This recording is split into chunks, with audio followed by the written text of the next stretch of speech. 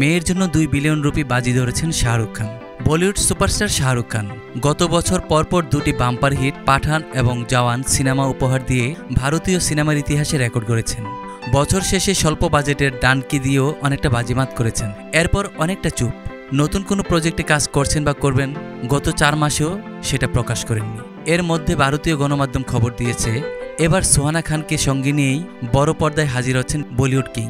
সিনেমার নামও হচ্ছে কিং, যার বাজেট 200 কোটি ভারতীয় রুপি। সিনেমার পরিচালক সুজয় ঘোষ ও সিদ্ধার্থ আনন্দ হলিউডের লিওন দ্য প্রফেশনাল থেকে অনুপ্রেরণা নিয়েই নির্মিত হচ্ছে এই সিনেমা। আগামী মে মাস থেকে শুরু হবে শুটিং। নির্মাতাদ্বয় শাহরুখ খানের সঙ্গে এই সিনেমা নিয়ে 2023-এর অক্টোবর থেকে টানা মিটিং করছেন। তাদের পরামর্শ অনুযায়ী স্ক্রিন পেন্ট নানা বদল এনেছে। এটি মূলত একটি অ্যাকশন সিনেমা। নির্মিত হচ্ছে শাহরুখ খানের প্রযোজনা সংস্থা রেড চিলিস এন্টারটেনমেন্ট থেকে। সহ প্রযোজনায় রয়েছেন পরিচালক সিদ্ধার্থ আনন্দের মারফ্লিক্স এন্টারটেনমেন্ট।